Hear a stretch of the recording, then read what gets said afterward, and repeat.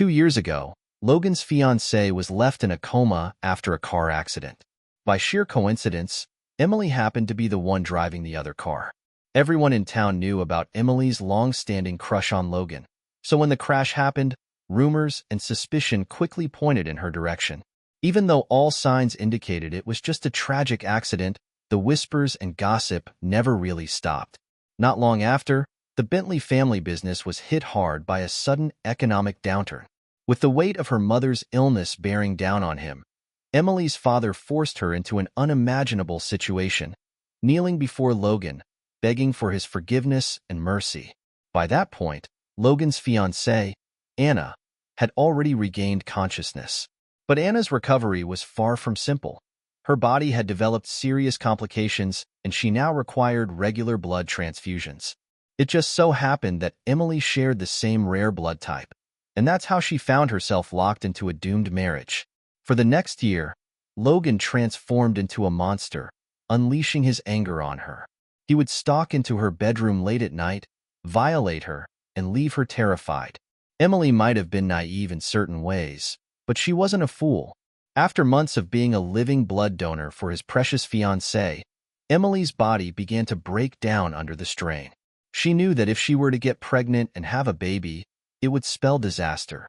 A tragedy she didn't even want to imagine. Unable to outright defy him, Emily secretly started hiding her birth control pills and vitamin bottles. But fate had other plans. Despite her efforts, Emily eventually found herself pregnant. She took a deep breath, preparing to rise to her feet. Before she could move, though, a sharp yank on her hair sent her crashing hard into the wall. She groaned as the impact knocked the wind out of her. A freezing cold hand gripped her chin roughly. Emily lifted her eyes and stared into that cold, merciless face, filled with dread. She saw the veins bulging on his forehead, his jaw clenched in fury. There was no mistaking his uncontrollable rage. "Emily, how dare you decide to get rid of my child behind my back? This baby inside me. I have the right to make decisions for them," Emily struggled to say. "Who gave you the guts to talk to me like that?" Logan's voice dripped with menace. "That child is a Warner. My child." Normally, Emily would bow her head and submit. But this time, she had reached her breaking point. "You're not fit to be this child's father," she spat at him, her voice filled with defiance. Logan's lip curled with a sneer as he clenched his fist. Suddenly, Emily felt like she couldn't breathe, her throat constricting under his rage. "Emily, do you really think you're fit to be a mother? A woman as manipulative and despicable as you? Do you think you deserve this child?" His words were like knives, stabbing into her heart with every syllable. Even after all these years, looking at the man she had loved for 7 long years still caused her heart to ache. "Your beloved Anna, the perfect, pure angel. Why don't you ask her to give you a child? Why come to me? Are you looking to die?" Logan's eyes turned dark and dangerous, but as his gaze flickered toward her belly, he suddenly released his grip on her. "Emily, you caused that crash that put her in a coma. You're the reason she lost the ability to have children." Those words had been hurled at her so many times, she had grown numb to them by now. "Logan, I'm done pretending. You want me to admit it? Fine. It was me. But what difference does it make now?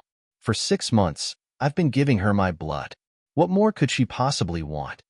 She took a deep breath, her voice shaking as she continued, "Logan, if you had any sense at all, you'd realize I'm not physically capable of carrying this child. Is the Warner family so desperate to pass on their bloodline?" For a brief moment, the sharpness in Logan's eyes softened, as though he was really seeing her for the first time. The woman who had once been so full of life and beauty was now pale, gaunt, and drained. Her once vibrant black hair had lost its shine, and her arms were covered in bruises and needle marks, a sad testament to what she had endured. For a fleeting second, he almost seemed to waver. "This is all your fault," Logan said coldly, his expression hardening again. "It's your karma coming back to you." He straightened up and said with chilling calmness, "This child is Anna's. You will give birth and give it to her." "No," Emily cried, clenching her teeth. I won't let this happen." She broke free from Logan's hold and, in a desperate act, threw herself from the second floor. 3 days later, when Emily finally woke up, she found herself trapped in a villa, with 6 people catering to her every need. The baby was unharmed, but she had suffered a concussion and a broken hand from the fall. "Emily, be a good girl and take care of the baby. Once you've given birth, I'll let you go," Logan's voice echoed coldly in her mind. "Let me go?" Emily scoffed, her voice filled with bitterness. "Logan, I've given you the best years of my life. Now, when I'm nothing but a shell of the person I once was, you think you can just release me? You might as well kill me." Logan, with a cold smirk playing at his lips, replied, "As long as you give birth to the child, whether you live or die after that is entirely up to you." His eyes gleamed with cruel amusement as he continued, "Don't do anything rash. Remember, your mother is still receiving treatment. If something were to happen to you, she wouldn't be able to handle it." "Shut up," Emily yelled, her eyes clenched shut as she wrapped her arms tightly around herself, trying to keep her emotions in check. Logan knew exactly how much she had debased herself in the past, begging him for her mother's treatment. He knew her mother was her only lifeline in the Bentley family, and yet he still had the nerve to dangle her health over Emily's head like a threat. He was truly heartless. A bitter laugh escaped Emily's lips. "I'll give birth, Logan, but once the child is born, we're done. In 7 months, you and I will sever all ties, and I never want to see you again." Logan's face remained unreadable, his silence stretching on for what felt like an eternity. He stood there, his gaze cast downward, his emotions hidden beneath his lowered lashes for a long, heavy moment. Then, without a word, he reached into his suit pocket and pulled something out. He placed it in Emily's hand, curling her fingers around it before he spoke again. "I promise you, after 7 months, I'll let you go, and let myself go too." Without waiting for a response, Logan turned on his heel and left the villa, the door closing behind him with a soft click. Emily looked down at the small bottle now resting in her palm, her breath caught in her throat, her eyes stinging with unshed tears. He had known all along. It was him. He had switched out her birth control pills for vitamins. In his eyes, she wasn't just malicious and scheming. He thought she was a complete fool too. Her gaze dropped to her still flat stomach, and she felt a wave of bitterness and hopelessness wash over her. She would endure the agony of carrying this baby for 9 long months, only to hand the child over to someone else. What could she have done in a past life to deserve this kind of suffering in this one? Or perhaps that very first glance she shared with Logan, that moment when she fell hopelessly in love with him, was her ultimate mistake? But Emily stopped herself from spiraling any further. For her mother's sake, she had no choice but to accept her fate. After all, apart from her mother, no one in the Bentley family cared whether she lived or died. Before she knew it, the seasons had passed in a blur, and winter had arrived. The courtyard outside was covered in fresh snow, but the footprints of unwanted visitors had trampled it into a mess, leaving their mark on the previous night's snowfall. Suddenly, a commotion erupted just outside her door. Mr. Warner left strict orders that no one is allowed inside. Step aside. Do you not recognize who your master is?" Emily, dressed in a soft coral fleece robe, sat at her drawing table, sketching quietly. Despite being on leave from her fashion design program at the university, she hadn't let herself stop practicing. The familiar sound of her pencil moving across paper was one of the few things that brought her peace. Hearing the noise outside, Emily set her pen down and slowly stood up, using her hands to support her now heavily pregnant belly. The weight of it contrasted sharply with her once slender waistline. Suddenly, with a loud bang, the door was kicked open. A figure, bright and smug, strutted into the room like she owned the place. "Long time no see, Emily. I came to check on my child and share some delightful news with you." It took a moment for Emily to recognize the woman standing before her. Anna Carlton. What was she doing here? Instinctively, Emily shielded her belly with her arms, her heart pounding in her chest. But nothing could have prepared her for the bombshell Anna was about to drop. "Emily," Anna said with a cruel smile, "your mother is dead?" Emily felt a chill run down her spine, unable to shake the cold dread settling deep within her. She gripped the edge of the table instinctively and glanced up at Anna, her eyes drawn to the puddle of slushy snow beneath Anna's white boots. "Get out," Emily said, her voice shaky with disgust at the sight of dirty snow tracking into her space. Anna's long black hair swayed as she raised an eyebrow, her eyes surveying the room with indifference. "Are you deaf or just plain stupid?" Anna said, her tone sharp. "I told you. Your mother is dead." "I said, get out," Emily shouted. When their eyes met, a shiver ran down Anna's spine. Emily's gaze was ablaze with a fierce, almost unnatural intensity, her eyes glowing a fiery red. Anna raised her hand to her mouth, trying to stifle the wide grin that had crept across her face. "You can't handle the truth, can you, Emily? Did you ever imagine it would come to this, back when you were fighting me for Logan?" Emily's mind was racing.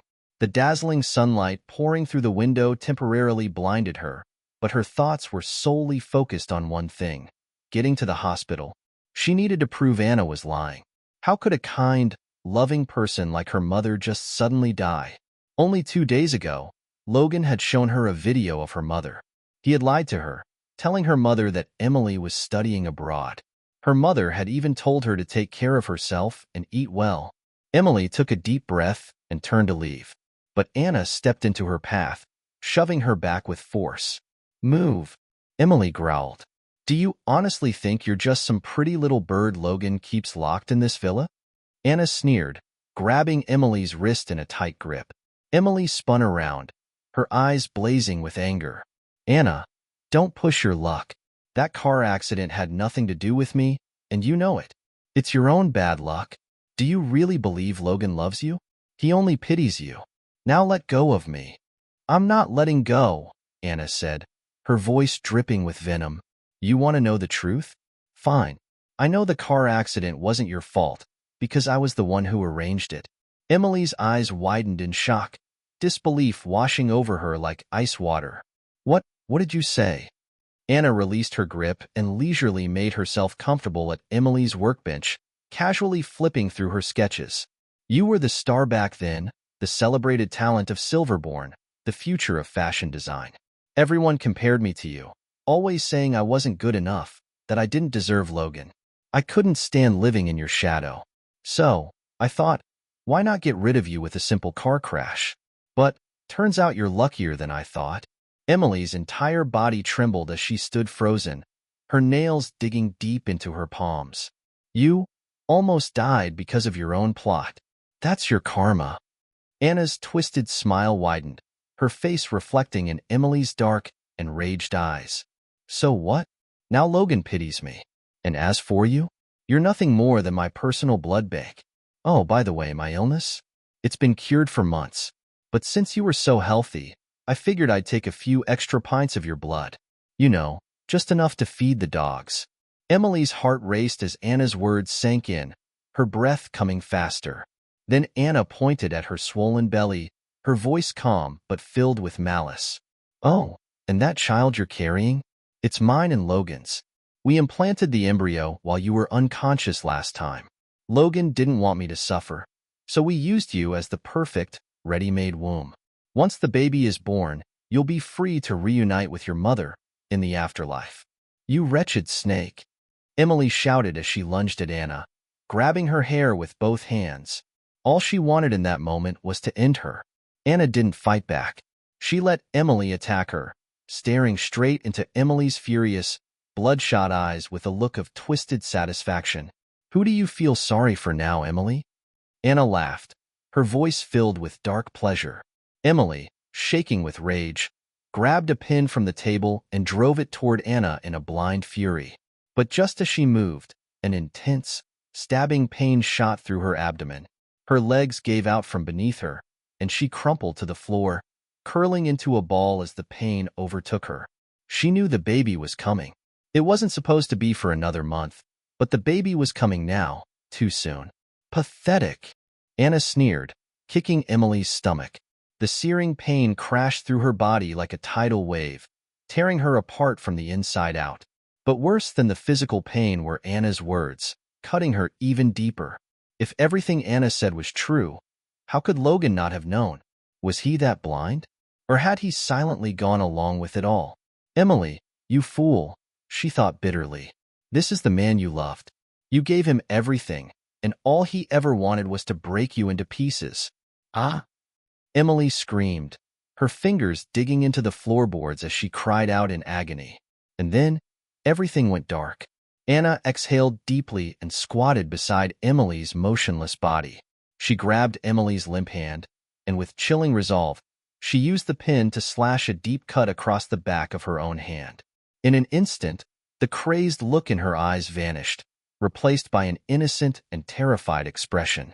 As the servants rushed upstairs, they found Anna, her hand dripping with blood, kneeling on the floor. "Help me. Miss Bentley has gone mad. She tried to kill me." Central City Hospital. Logan jabbed the elevator button twice in frustration, glancing impatiently at the floor numbers. Unable to wait any longer, he turned and bolted up the stairs, racing toward the 6th floor. Outside the delivery room, Anna stood with her mother, Mildred, beside her. Anna's hand was tightly wrapped in bandages, her hair disheveled, her face streaked with tears. "Logan, what's happening? How did my daughter get hurt? She's already sick, and now the wound on her hand won't stop bleeding," Mildred cried, clutching Anna tightly, her anger directed at Logan. But Logan barely heard her, his focus entirely on the delivery room door. Anna opened her mouth to speak, but before she could, the door swung open, and the piercing sound of a baby's cry filled the air. Anna and Mildred exchanged stunned glances. How was the baby alive? Anna had kicked Emily hard enough that both mother and child should have died. Logan rushed toward the doctor, his heart pounding in his chest, his words caught in his throat. "We did our best and managed to save the baby boy," the doctor said. Logan's chest tightened as his eyes fell on the small, crying infant in the doctor's arms.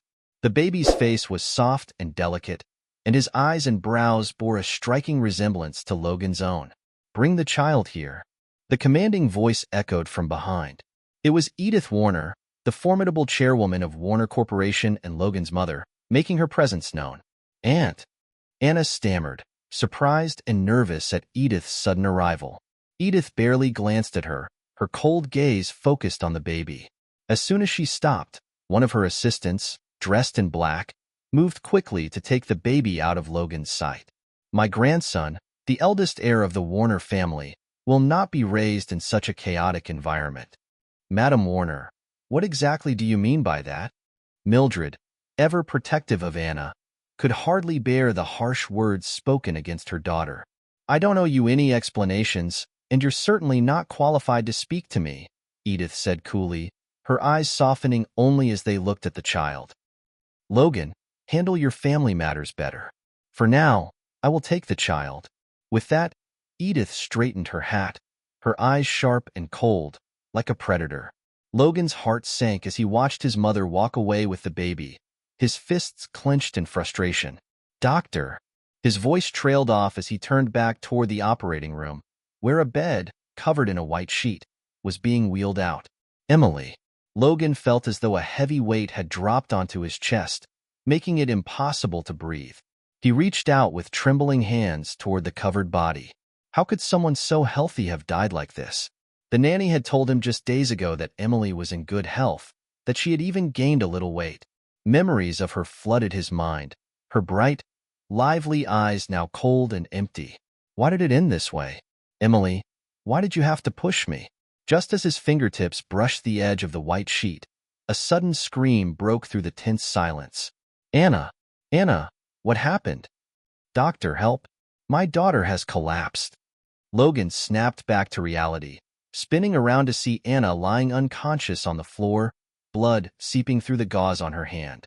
"Anna!" Logan shouted, rushing over to lift her into his arms and carry her toward the emergency room.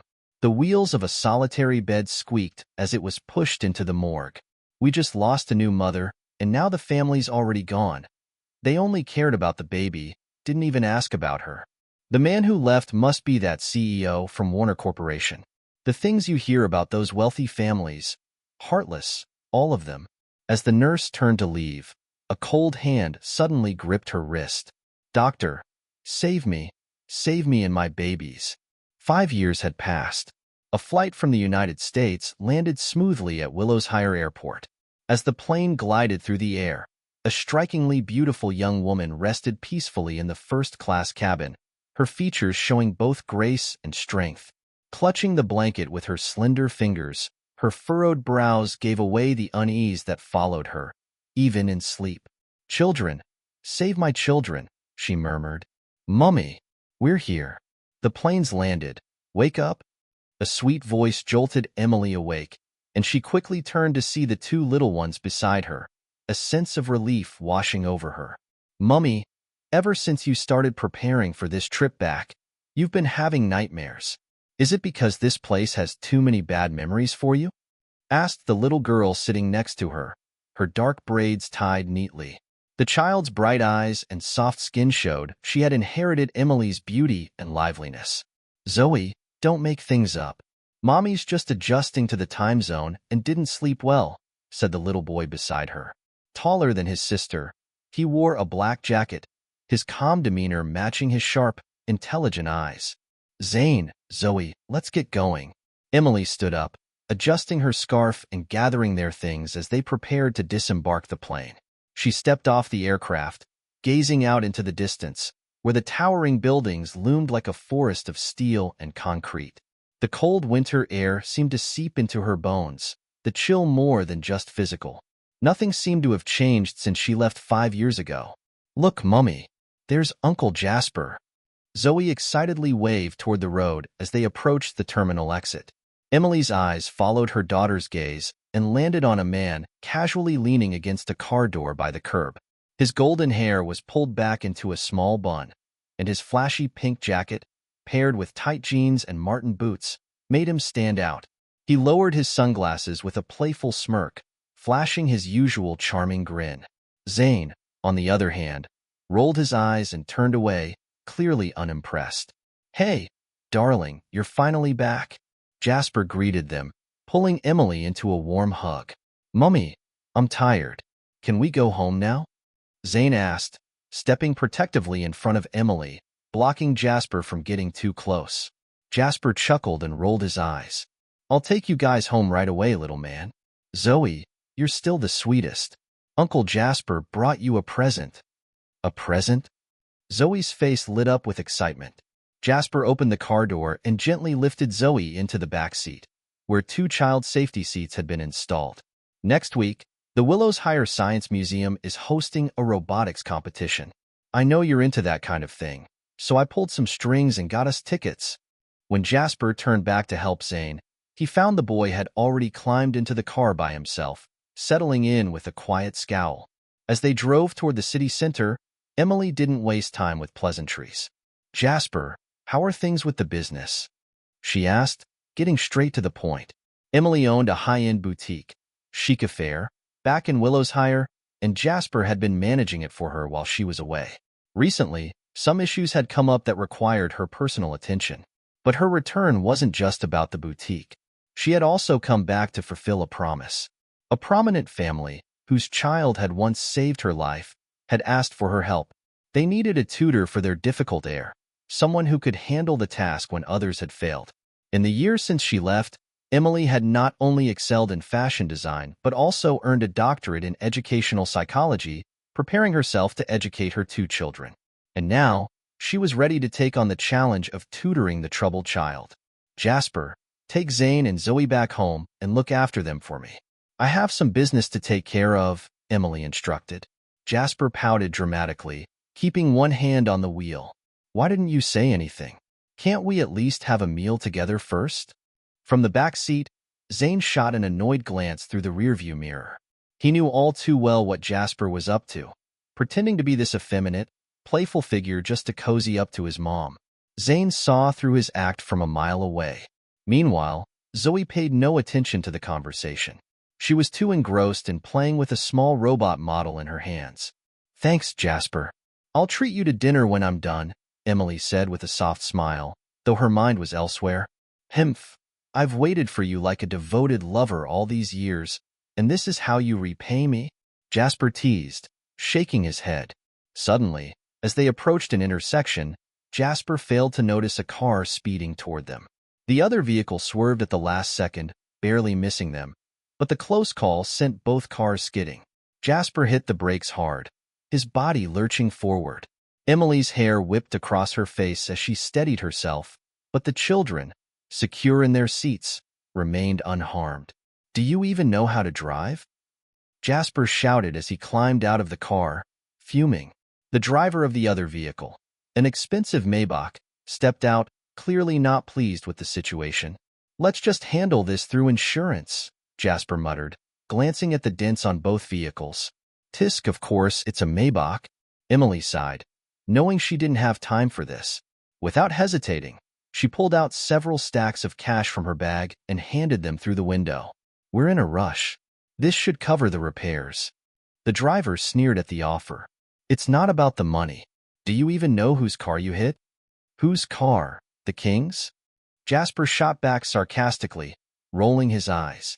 Before the argument could escalate, the tinted window of the Maybach rolled down, revealing a man inside. His voice was low and smooth, like the deep notes of a cello. "Henry, just take the money and go." "Consider yourselves lucky," the driver muttered, snatching the cash from Emily's hand before getting back into the car and driving off. "Money always talks," Jasper said with a chuckle as he glanced at his scratched watch, clearly more concerned about that than the car. As they got back into the vehicle, Jasper glanced at Emily.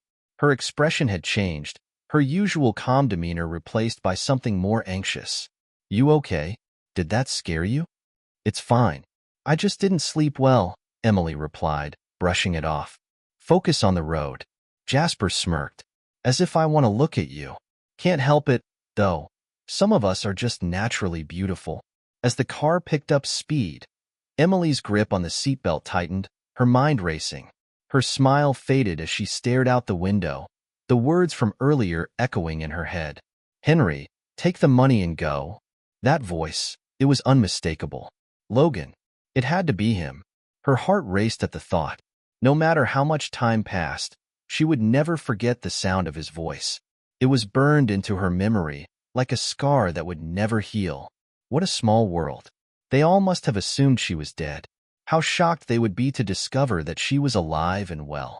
Emily took a deep breath, trying to calm her racing heart. She had thought about getting revenge on Logan and Anna for everything they had done to her. But now, she had a good life. She didn't want anything to do with them or their money. All she wanted was peace. Peace for her and her children. Even though these two weren't her biological children, she had carried them, and they had been through life and death together. Their love and bond were all that mattered to her now. As long as they called her Mommy, she would protect them with everything she had. That's why, during this trip back, she had to make sure they didn't find out she was here. Once her business was done, she would leave the country with her children and never look back. What Emily didn't realize, though, was that Zane had already pieced together what she was thinking. Just moments ago, he had caught sight of the license plate on that Maybach. It matched the plate of one of the cars he had seen during his own investigations. Zane glanced out the rear window, watching the Maybach disappear in the distance, his eyes cold and calculating. That man, he was the one. Zane's heart burned with anger and resentment toward the man who had hurt his mother and abandoned him and his sister. He would never let him get away with it. Inside the Maybach, Logan let out a sudden sneeze, the sound echoing through the quiet car. Still bent over, engrossed in company paperwork, he barely registered the minor fender bender that had just occurred outside. After signing the last document, Logan leaned back into his seat, closing his eyes and rubbing the bridge of his nose in exhaustion. For a brief moment, an image flashed through his mind, a fleeting glimpse of a face caught through the passenger window. It stirred something deep inside him, a sense of familiarity that left him unsettled. The shape of the woman's profile, seen through the partially lowered window, was etched in his memory with perfect clarity. As it passed by, it seemed too familiar to be a coincidence. Logan's eyes snapped open, startled by the thought that had crossed his mind. Emily? Could it really have been her? Her name hadn't crossed his lips, nor entered his thoughts, in what felt like an eternity. Yet now, here it was, resurfacing from the past. He shook his head, rubbing his eyes, trying to convince himself it was just fatigue playing tricks on him. "What's today's date?" Logan asked casually, his voice flat. "It's November 1st, the driver replied. Logan sighed, the tension in his chest suddenly making sense. No wonder. He turned his head to gaze out the window, watching as the sun began to slip behind the clouds, casting a shadow over the city. That same shadow seemed to fall over Logan's heart, weighing him down. Today was the anniversary of Emily's memorial. 5 long years had passed since her death, and with it, a piece of his soul had gone missing too, though he could never quite understand why. He told himself over and over that he didn't love her. How could he? How could anyone love such a manipulative and scheming woman? It was Anna he had always cared for, the sweet, innocent girl who had entered his life when he was just 8 years old. Anna had been his light, his salvation. And speaking of Anna, she was waiting for him right now at a bridal shop, eager to try on wedding dresses. "Drive faster," Logan instructed the driver, tapping his fingers lightly on the door. "Don't keep Anna waiting." Despite his best efforts to focus on the day ahead, his thoughts kept drifting back to Emily. The memories were relentless, as if determined to resurface, no matter how hard he tried to bury them. Meanwhile, at Chic Affair, Emily was busy overseeing the production of custom red carpet dresses for an upcoming film festival. Each design bore her signature craftsmanship, attracting attention from A-list actresses across the country. But recently, an actress named Vivian Ashford had taken to social media, publicly voicing her dissatisfaction with the quality of one of her dresses. It caused a storm, and the backlash was swift. Fans turned against Emily, coming to her boutique to stir up trouble, and the morale of her employees had hit rock bottom. Not one to shy away from a challenge, Emily decided to step in personally and ensure the issue was resolved. She would find out exactly why Vivian was unhappy and fix it. Leaving her kids, Zane and Zoe, in Jasper's care, she headed out to take on her second task of the day. The address of her new employer had already been sent to her phone. It was in South Avonshire, the upscale, wealthy suburb where the rich and powerful resided in luxurious villas. As Emily approached the property, she was met with a scene that gave her pause.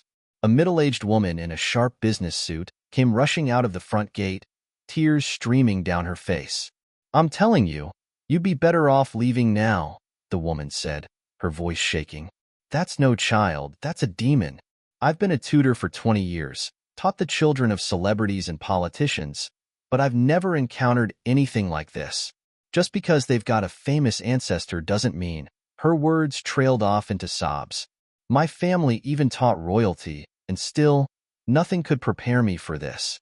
Emily watched as the woman stormed off, her once composed demeanor shattered. There was even a patch of hair that looked like it had been hacked off with scissors. Well, it seemed she truly was about to deal with a troublesome little devil. Still unfazed, Emily pressed her lips into a tight smile and rang the doorbell with a raised hand. Through the video doorbell, she saw a young face with dark, glossy hair and sharp, piercing eyes staring back at her. "Hello," Emily greeted with a polite smile. "Go away. Whoever you're looking for isn't here," the boy said, his tone cold and dismissive. Emily couldn't help but chuckle at his rudeness. "I'm not here to see someone else. I'm here to see you." His eyes narrowed, filled with mistrust. Zach, though young, had a mature way of speaking, his words sharp and direct. "You can stop trying to impress me. I don't like your type."